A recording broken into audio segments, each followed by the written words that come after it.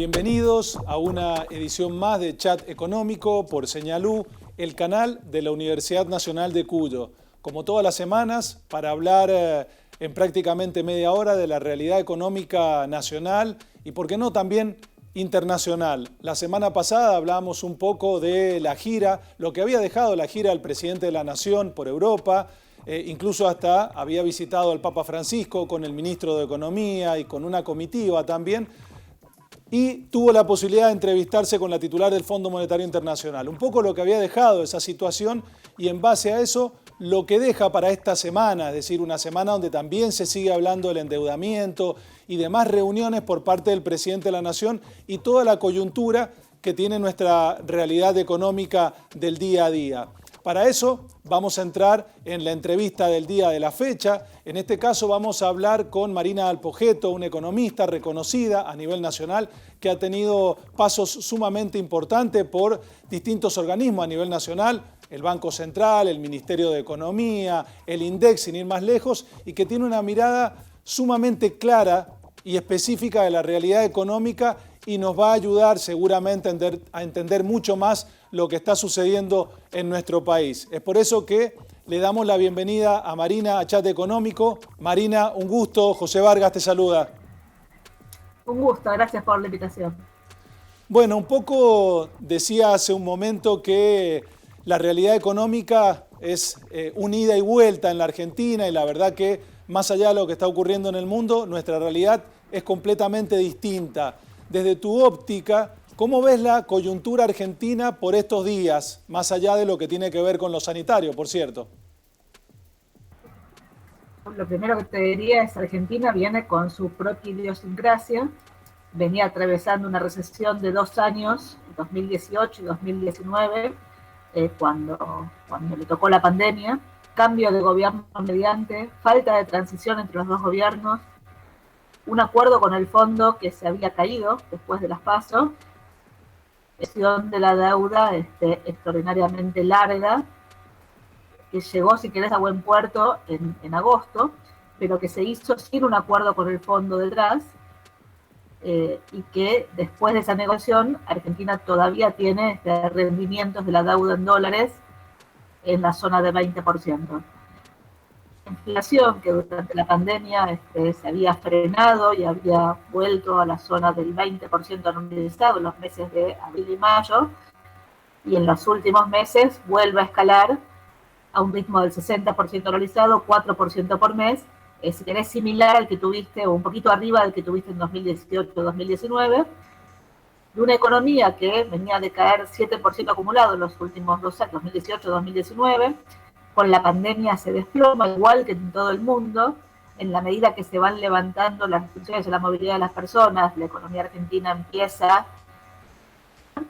por allá por marzo, el nivel de actividad estaba volviendo prácticamente a los niveles que tenías antes de que arranque la pandemia, estabas 2% abajo, con algunos sectores que habían recuperado totalmente, algo de comercio, industria, construcción, y algunos sectores que estaban, digamos, bien por debajo de los del año pasado, sobre todo los asociados al turismo, al esparcimiento. Esa situación no se encuentra, digamos, con un gobierno que dilató la compra de vacunas, o sea, que no consiguió vacunas a tiempo, digamos, la vacunación viene, si querés, lenta, y el país volviendo a entrar en la segunda ola de contagios, a mi juicio con un impacto en el nivel de actividad sensiblemente menor al que tuvo el año pasado, porque primero porque tenés sectores que se adaptaron, si querés, a la virtualidad, digamos, la inmunización a pasos lentos, pero avanza, y el pico de contagios, la combinación de ambas cosas, en algún momento te va a acercar a lo que es la inmunidad de rebaño, con lo cual la magnitud de las restricciones seguramente va a ser más corta, pero además, digamos, no está en todo el país, no afecta a todos los sectores, o sea, en principio, digamos, la caída del nivel de actividad va a ser menor, pero de nuevo, digamos, estás entrando, si querés, al año electoral, ya entraste al año electoral, digamos, estás a un mes del cierre de listas, y tenés la negociación con el fondo abierta, vos lo mencionabas antes, la negociación con el Club de París, abierta, el vencimiento es el próximo 30 de mayo, y hay un plazo de 60 días, digamos, para evitar el default, digamos, para resarcir ese no pago y evitar el default.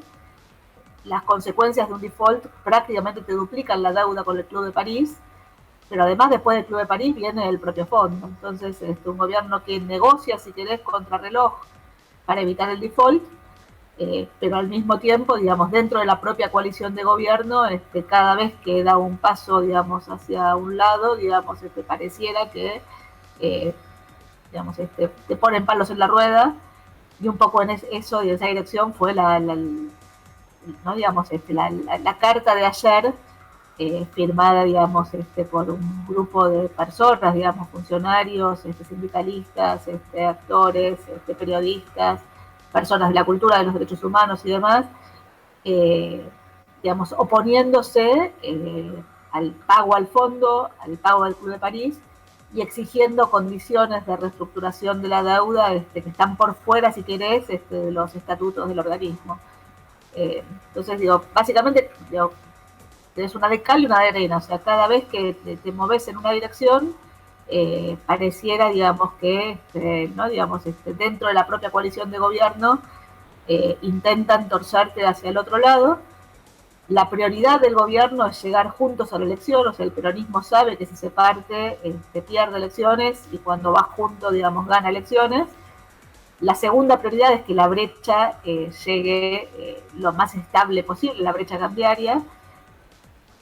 Estás en un veranito, o sea, la combinación de precios altos de tus exportaciones, junto con un banco central que te avisó que iba a devaluar más lento el tipo de cambio oficial, te aceleró la liquidación de exportaciones, y eso permitió que el Banco Central empiece a comprar dólares. Una parte de esos dólares los usa para pagar organismos, otra parte los usó para intervenir en la brecha cambiaria, pero las reservas netas, que estaban en valores de 2.700 millones de dólares a mediados de febrero, 6.000 millones, y a este ritmo de compra, la verdad que podría estar hasta julio, principios de agosto, cuando finaliza la salida de la cosecha, en niveles de 8.000, 9.000 millones de dólares. Si eso lo combinás con un arreglo con el fondo, la verdad que el margen para llegar con la brecha cambiaria estabilizada y la economía rebotando, una vez que se abra la economía a las elecciones, te diría que salta. Sí, digamos. Ahí recién mencionabas un poco el tema de los condicionamientos que también el equipo económico tiene internamente. Uno de los condicionamientos es el hecho de que mientras estaban negociando en Europa, por ejemplo, la reestructuración o refinanciación de las distintas deudas, en la Argentina el Congreso de la Nación intentaba imponerle al ministro de Economía que esos derechos especiales de giro que llegaban a la Argentina por la distribución que hacía a nivel mundial entre los países miembros, se utilizara específicamente para algo determinado y no para el repago de la deuda, con lo cual es un condicionamiento también importante al ministerio. En rigor los dólares son fungibles, ¿no? O sea, vos podrías no usar los DEX para pagarlo al fondo y usar los dólares de las reservas, y que los DEX vayan a recomponer las reservas. La carta de ayer, si querés, fue más fuerte, ¿no? Digamos, sí. porque ya básicamente lo que te está pidiendo es una reestructuración agresiva, digamos, ponerle condicionamientos al fondo. Si querés un fondo particularmente laxo en relación a lo que fue el fondo en el pasado, con el cual vos tendrías margen para negociar un programa. El problema es que ese programa va a requerir, digamos, decisiones de política económica, y eso es lo que resulta difícil de imaginar. Claro, recién nos comentabas el tema de la situación de las divisas en la Argentina, cómo se está manejando un poco en el mercado cambiario el Banco Central, qué estaba pasando con el mercado cambiario, por ahí el veranito que teníamos. Y antes de entrar a una pausa te iba a dejar la pregunta para el segundo bloque con respecto al conflicto del campo y la suspensión de exportaciones y esto que se está dando, que tiene que ver con los precios internacionales y también tienen que ver con las divisas. Hacemos una breve pausa y continuamos. Dale.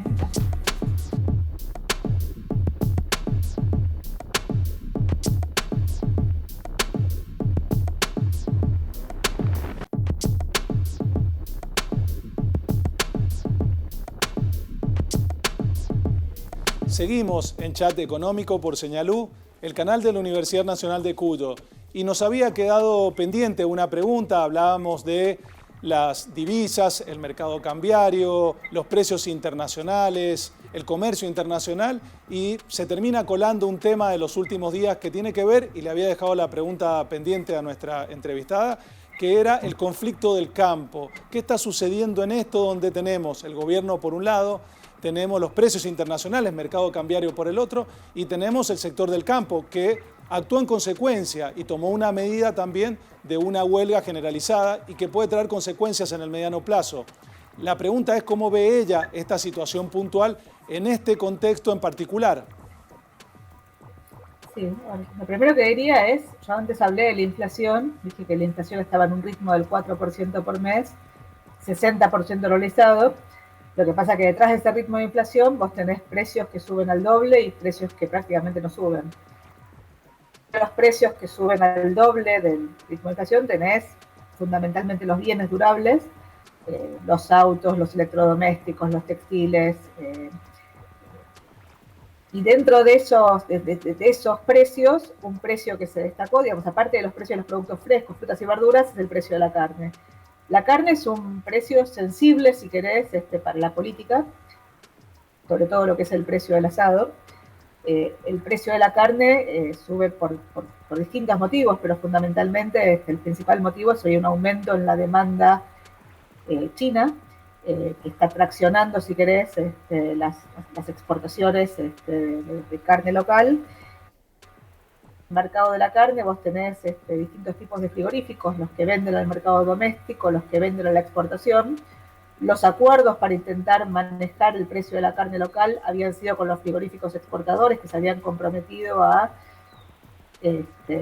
abastecer, digamos, con algunas toneladas de carne, digamos, si querés, al conurbano, digamos, a los conurbanos. Pero de nuevo, la dinámica del precio, digamos, si querés, sacó de foco al gobierno y salió con esta medida, que básicamente, a mi juicio, intenta, si querés, negociar. O sea, ahora, parar la pelota para negociar en estos días. Sí, yo creo que, a ver, así como Vicentín en su momento que duró un mes, y el gobierno finalmente tuvo que dar marcha atrás, y los cupos del maíz en diciembre del año pasado, y el gobierno también tuvo que dar marcha atrás, digamos, cuando el conflicto con el campo empezaba a escalar. El riesgo de conflicto con el campo, digo, más allá del impacto de corto plazo sobre el precio de la carne, está fundamentado en que esta tranquilidad cambiaria está basada en la liquidación de exportaciones del agro. Si eso se corta, digo, la dinámica cambiaria te empieza a molestar y eso tiene impacto directo sobre la dinámica de los precios. Pero de nuevo, digamos, mi sensación es que esta decisión, digamos, se tomó de nuevo, como mencionaba antes, ¿no? Digamos, dentro de una coalición de gobierno diversa, digamos, de golpe, ¿no? Digamos, una parte de esa coalición, digamos, impulsa una medida, digamos, la medida se toma, genera, si querés, los conflictos que genera y se vuelve a negociar y se trata de, si querés, de resolver. Por ahora ya van varios días, marcha atrás no hubo, como mencionaste vos, si querés, el campo se abroqueló y te avisó un cese de comercialización. El anuncio del cese de comercialización te generó un aumento en el cortísimo plazo del precio del ganado en pie, que eso se empezó a trasladar a las góndolas. La señal es horrible para lo que es la apertura de mercados, o sea, la verdad es que si querés bajar los precios locales, paradójicamente tenés que exportar más y no menos, porque los frigoríficos de exportación, digamos, hay parte de los cortes que no se venden afuera, y de alguna forma con el precio más alto de la exportación te pueden subsidiar el precio local. Digamos, los frigoríficos que venden solamente al mercado interno, digamos, reciben un precio por la media res que es más bajo que el que recibe, digamos, en promedio, que vende unos cortes más caros que otros, ¿no? Y en alguna medida te puede subsidiar, si querés, el precio de la carne local. Esa era la negociación, esa es la negociación que hoy por hoy, si querés, está, digamos, trunca. La señal de prohibir exportaciones, de nuevo, genera ruidos en los mercados de exportación, como me dijo alguien, la principal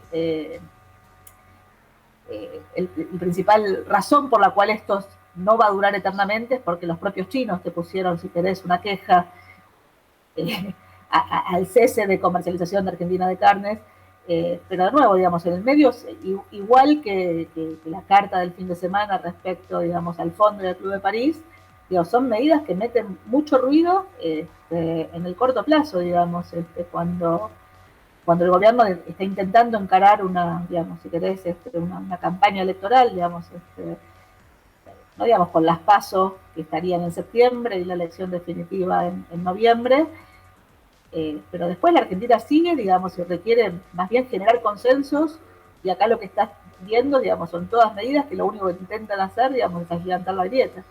Bien, y mencionaba recién un poco el tema de los precios, lo sensible que es el tema de la carne, fundamentalmente el tema del asado. Y antes de entrar en el último bloque, nuevamente te voy a dejar otra pregunta pendiente que tiene que ver ya con la inflación.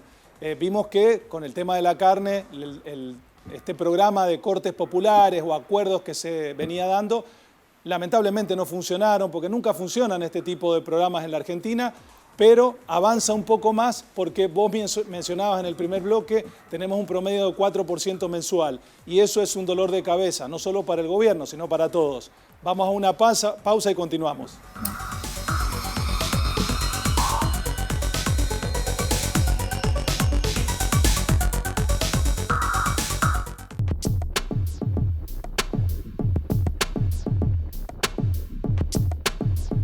Inflación, una de las palabras más conocidas por todos los argentinos.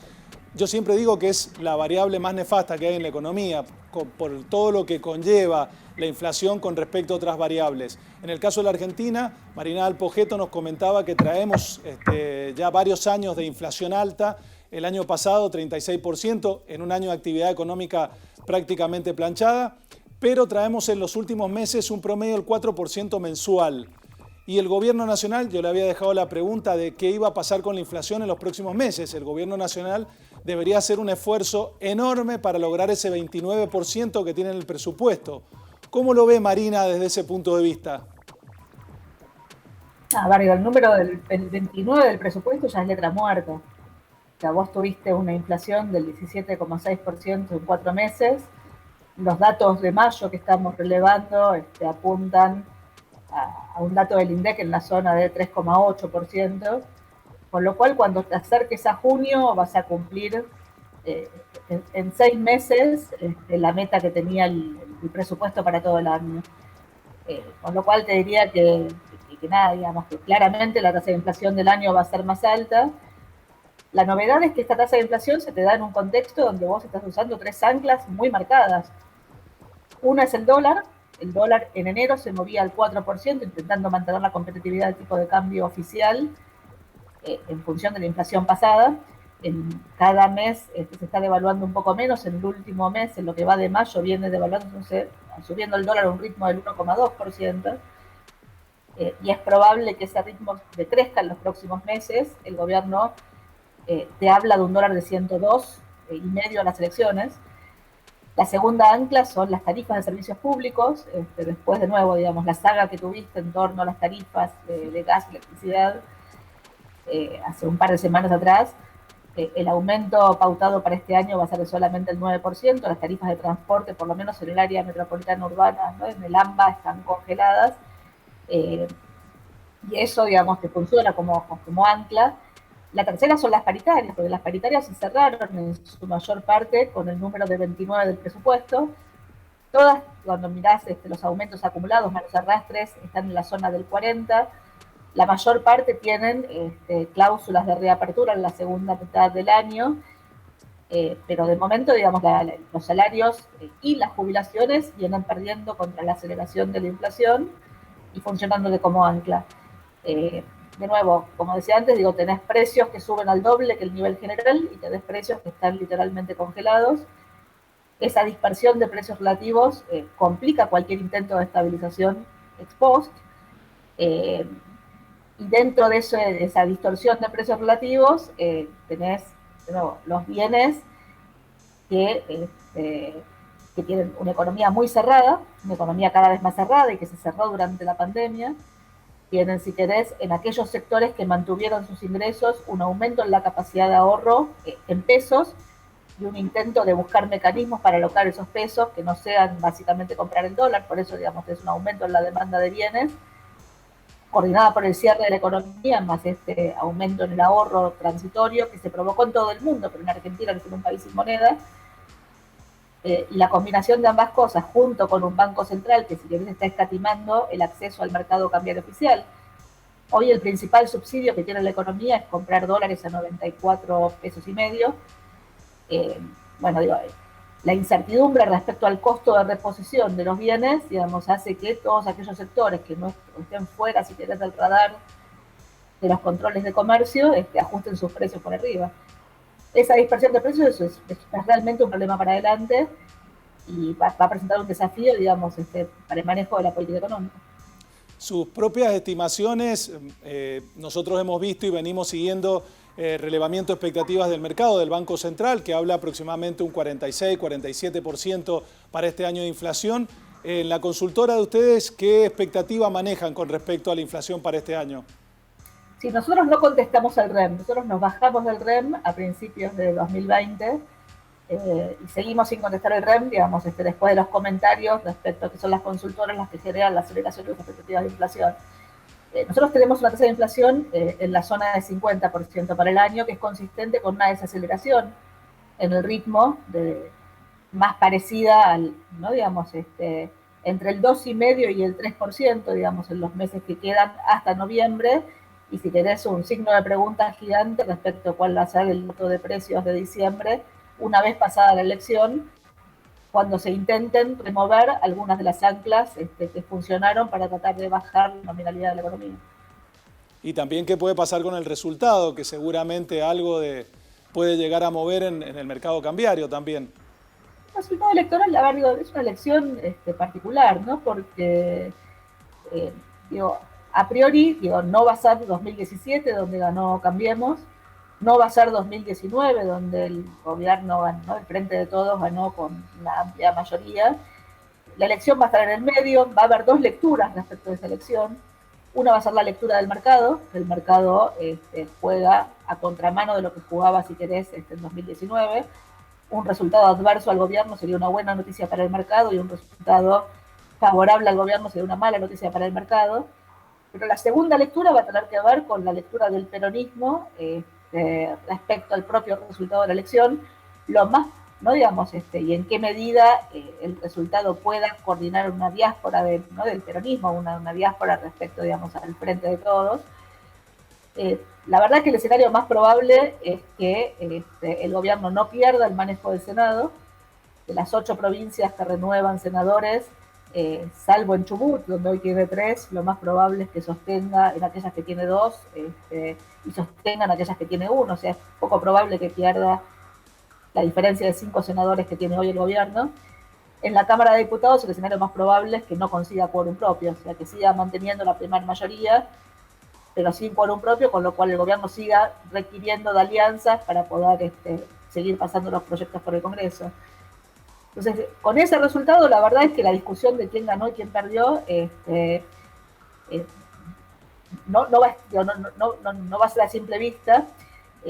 Sí es cierto, digamos, que el pico de la pandemia en estos meses probablemente ceda de cara a la elección. Es probable que el aumento, digamos, que las vacunas empiecen a aparecer, que la población vacunada empiece a aumentar y que en combinación con el aumento del número de contagios está cerca de la inmunidad de rebaño, con lo cual la dinámica sanitaria de cara a septiembre y noviembre debería ser sensiblemente diferente que la actual. La segunda es qué es lo que te pase con la dinámica de la brecha cambiaria, y ahí vuelvo al principio. La verdad es que el Banco Central está teniendo holgura en estos meses para recomponer reservas. Cuantas más reservas recompongan, más margen va a tener para transitar, digamos, con una brecha medianamente tranquila, digamos que es condición necesaria. Pero ahí de nuevo se vuelve a meter, digamos, en el debate el manejo de la deuda con el Club de París y fundamentalmente el manejo de la deuda con el fondo. Claro, mi sensación es que llegamos... Sí, no, decía que está bastante claro el último panorama que nos estás mostrando, sobre todo el tema de la lectura del mercado sobre las elecciones, una lectura con respecto al peronismo de las elecciones, fundamentalmente lo que tiene que ver con lo sanitario y cómo se está manejando el Banco Central para llegar en mejor posición hacia fin de año. Desde ya se nos acabó el tiempo, Marina, un placer, una pena que no podamos continuar con la claridad que nos venís explicando estos temas y fundamentalmente la solvencia con la que lo haces. Así que desde ya te agradecemos la participación en Chat Económico de Señalú. No va a faltar oportunidad seguramente más adelante en que te volvamos a contactar. No, gracias por la invitación. Adiós. Gracias. Hablábamos con Marina Dalpogetto de EcoGo Consultores, había sido funcionaria del Banco Central, hablaba al principio del programa, funcionaria del INDEC y también había estado en el Ministerio de Economía. Nos daba su visión desde el punto de vista económico de qué está pasando con la pandemia, qué está pasando con los precios, qué ocurre con el Banco Central y qué puede llegar a pasar con las elecciones. ¿Cuál es fundamentalmente la lectura que pueda llegar a ser el mercado? Ya anticipándonos un poco a lo que ocurre en los últimos meses del año. Así que eso fue todo por hoy. Un nuevo capítulo más de Chat Económico será hasta la semana que viene.